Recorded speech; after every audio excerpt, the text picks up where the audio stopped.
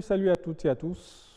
Je dois reconnaître avec humilité que votre émission fait des heureux puisque Roland serait heureux de savoir la différence entre humilité et humiliation. Eh bien, ça va être chose faite. Sinon, ce serait pour nous une humiliation de ne pas réussir cette mission. Bienvenue sur Juste un mot. Deux thèmes, humilité, humiliation, deux thèmes cousins bien sûr, du latin humilitas, lui-même dérivé de humus, qui veut dire tout simplement terre. Ça étonne. Les deux thèmes sont donc dérivés de terre. Et pourquoi terre dans une attitude? Prenons humilité. L'humilité, ce n'est pas se rabaisser comme on l'a toujours pensé, mais si se rabaisser fait partie bien sûr des attitudes d'humilité. Alors l'humilité, c'est lorsqu'une personne se voit de façon réaliste, juste, équitable, pas plus, pas au-delà. Quand ça va au-delà, c'est de l'orgueil. C'est pour cela que l'humilité s'oppose bien sûr à l'orgueil. L'humilité, c'est aussi un peu la prise de conscience de ce qu'on est, de sa vraie place dans la société, de sa condition, surtout lorsqu'elle n'est pas forcément enviable.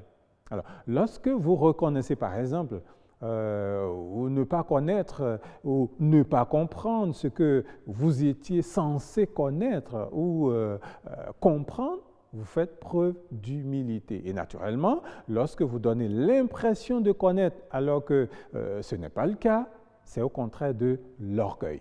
Il ne faut donc pas confondre l'humilité avec la modestie. La modestie, c'est faire tout sans exagération, bien sûr, faire preuve de retenue quand il s'agit bien sûr de parler de soi, mais on peut dire que la modestie est une démonstration de l'humilité. Si vous n'êtes pas humble, vous ne pouvez pas être simple non plus. Vous le savez, le respect est un pas vers l'humilité et le respect s'observe physiquement par une légère flexion vers le sol, et certains peuples, notamment en Afrique subsaharienne, le respect se manifeste par la génuflexion et on a même le sol quand il s'agit de respect dû aux têtes couronnées. C'est pour cela que l'humilité a un lien avec la terre pour désigner le sol. En d'autres termes, l'humilité, c'est lorsque soi-même on s'amène vers le sol, vers la terre, au plus clair. Donc, l'humilité, c'est lorsque on choisit volontairement le faire pour soi-même, mais lorsqu'on le fait à autrui, ça devient de l'humiliation.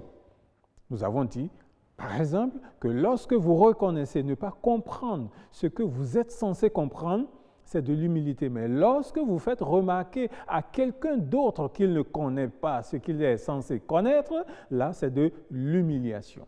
Humiliation qui, en dehors de son étymologie terre, vient de humiliatus, lui-même dérivé de humilis, qui veut dire bas, ou de la terre, donc humiliatus veut dire perte de fierté ou de dignité. L'humiliation est une blessure d'amour-propre que vous faites à quelqu'un ou par vous-même. C'est quand nous-mêmes, par exemple, ce n'est pas fait sciemment ou vous adoptez une attitude qui ne vous honore pas, qui vous humilie en fait. Lorsque c'est de quelqu'un d'autre, elle peut être faite par exemple d'une attitude dégradante, par exemple. Un étudiant surpris, en pleine composition en train de tricher, c'est de l'humiliation causée par lui-même.